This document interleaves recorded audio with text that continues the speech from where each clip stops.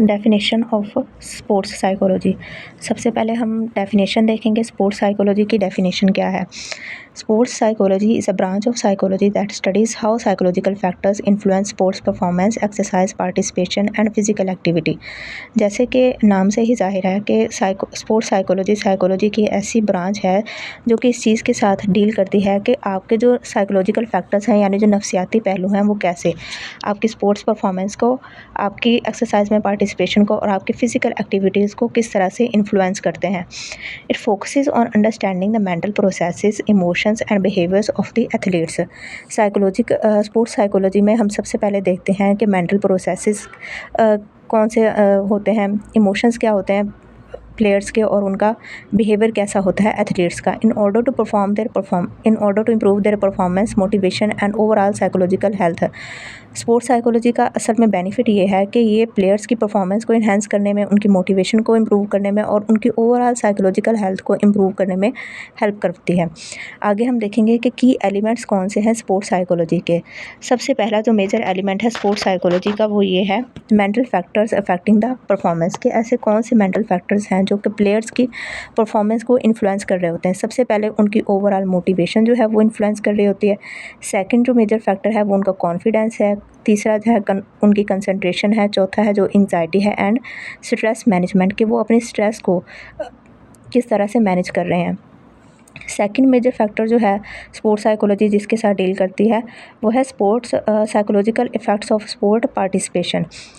कि ऐसे कौन से साइकोलॉजिकल इफ़ेक्ट्स हैं जब आप स्पोर्ट्स में पार्टिसिपेट कर रहे होते हैं, तो ऐसे कौन से साइकोलॉजिकल इफ़ेक्ट्स हैं। सबसे पहला है आपका पर्सनालिटी डेवलपमेंट, कि आपकी पर्सनालिटी की किस तरह से डेवलपमेंट होती है स्पोर्ट्स में पार्टिसिपेशन करने के बाद। आप इमोशंस को किस तरह से कंट्रोल करना सीखते हो। तीसरी चीज़ है लीडरशिप स्किल्स। जब आप किसी भी स्पोर्ट के अंदर पार्टिसिपेट करते हो तो आपके अंदर लीडरशिप स्किल्स की भी अच्छी सी डेवलपमेंट हो जाती है। थर्ड है आपकी सोशल इंटरेक्शन। इसके बाद जो मेजर टेक्निक्स हैं कि आपने अपनी स्पोर्ट्स को में परफॉर्मेंस को किस तरह से इम्प्रूव करना है। सबसे पहले आपका फैक्टर है वो है गोल सेटिंग।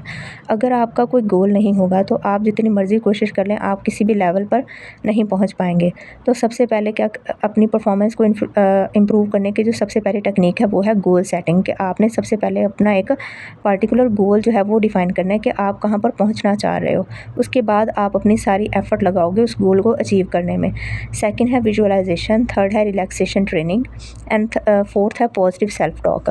कि आपने पॉजिटिवली अपने आप को इन्फ्लुएंस करते रहना है, पॉजिटिव सेल्फ टॉक करनी है कि मैं ये गोल जो है वो अपना अचीव कर सकता हूँ या कर सकती हूँ।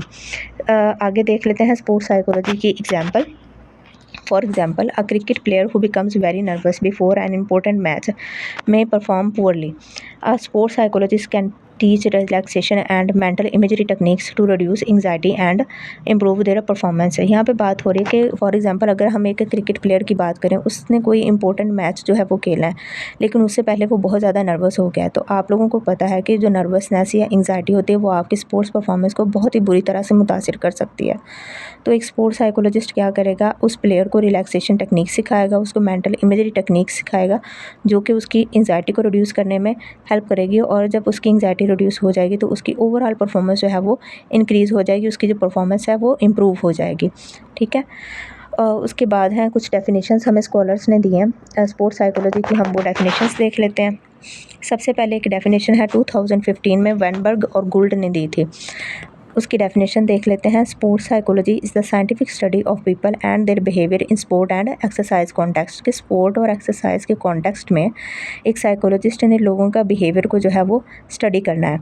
आगे सिंगर ने 1986 के अंदर एक डेफिनेशन दी थी, sports psychology focuses on psychological factors that influence participation and performance in sports. के स्पोर्ट्स साइकोलॉजी एक ऐसे साइकोलॉजिकल फैक्टर्स की स्टडी करते हैं जो कि प्लेयर्स की स्पोर्ट्स के अंदर पार्टिसिपेशन को, उनकी ओवरऑल परफॉर्मेंस को जो है वो ऐसे फैक्टर्स जो उनकी ओवरऑल परफॉर्मेंस को इन्फ्लुएंस कर रहे हों।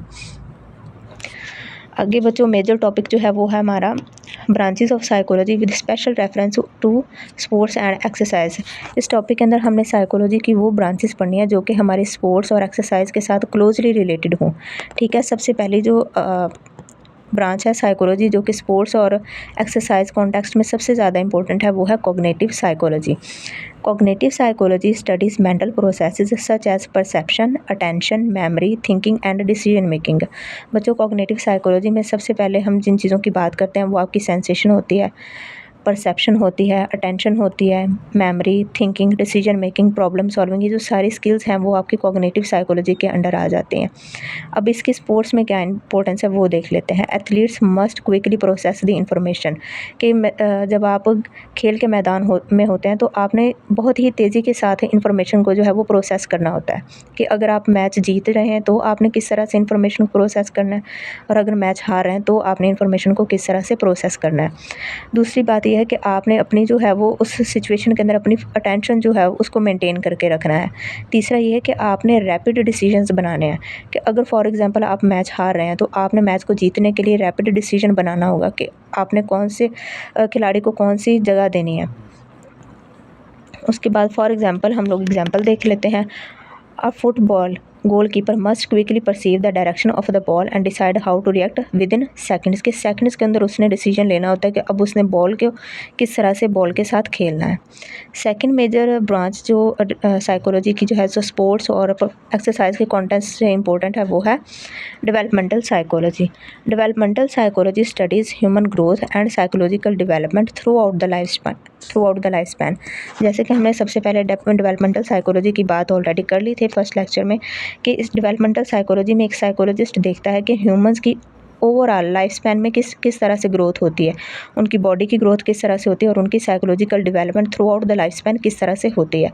अब हम देखेंगे कि डेवलपमेंटल साइकोलॉजी स्पोर्ट्स परफॉर्मेंस में किस तरह से हमारी हेल्प करती है या स्पोर्ट्स के लिहाज से उसकी क्या इंपॉर्टेंस है, देखते हैं।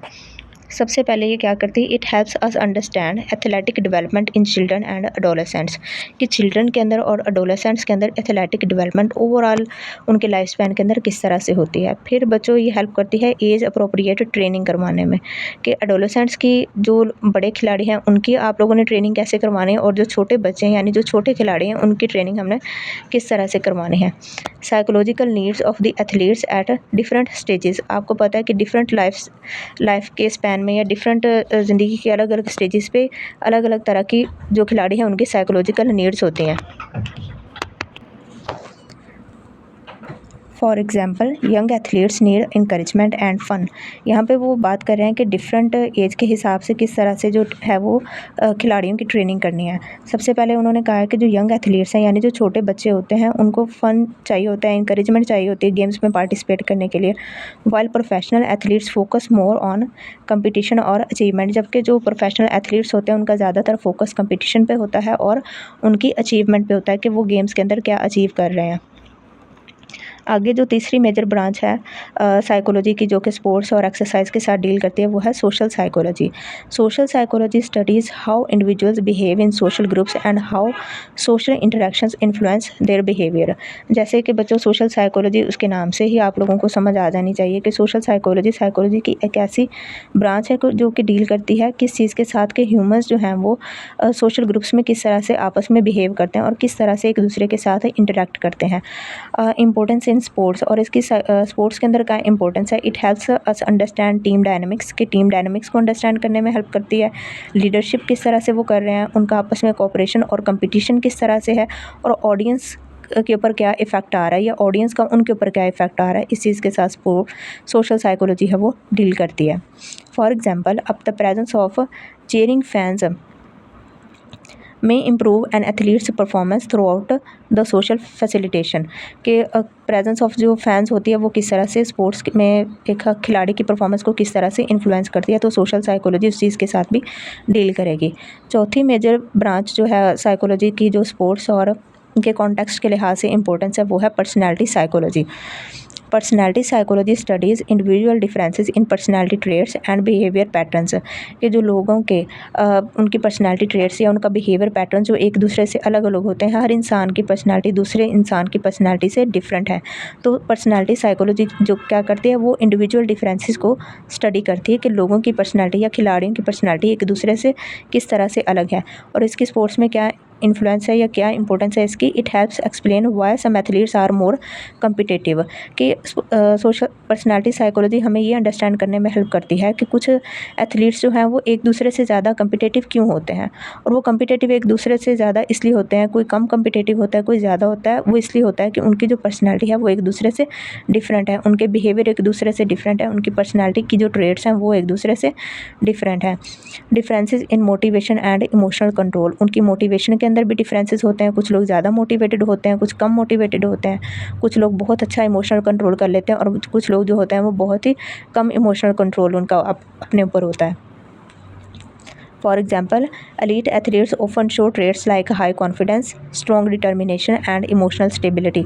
यानी कि जो हायर लेवल के एथलीट्स होते हैं, जो कि प्रोफेशनल होते हैं, उनके अंदर कॉन्फिडेंस भी हायर होता है, उनकी डिटर्मिनेशन भी स्ट्रॉन्ग होती है और उनकी इमोशनल स्टेबिलिटी भी बहुत अच्छी होती है।